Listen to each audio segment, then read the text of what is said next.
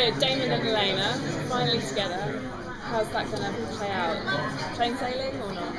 I mean, I think you always have to be cognizant of the fact that it's the Vampire Diaries, and people, you can't remain happy for too long in any one given scenario, because then there's no conflict. But I think, it is cute to see them in their interactions together.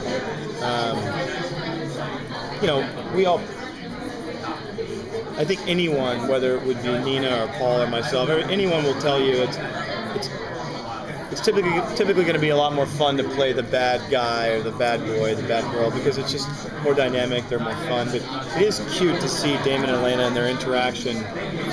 Damon's just smitten, he's in love, and it's cute, I mean, not to say he wouldn't rip your throat out. You know what I mean?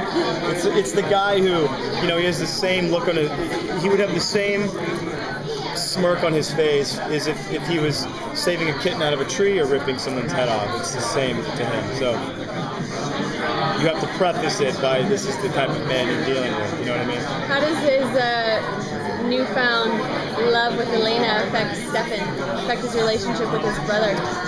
Well, Stefan's gone. Yeah. So Stefan's gone. So there is no relationship with Stefan. So he doesn't make it out of the watery grave. Until further notice. Well, actually, one thing that's quite interesting about it actually is that the dynamic that now has changed by virtue of the fact that Stefan's gone. And that the Silas Silas is here now. It really does change the dynamic of the whole show, and we like that. I think, just to preface it again, as we're going into season 5 of a show, and usually these storylines have already been played out, and we're very fortunate right now because we have a new rejuvenated sense of coming into the show in season 5. The dynamics of the characters have changed quite a bit. We're also going back, from a production standpoint, we're extremely dialed in.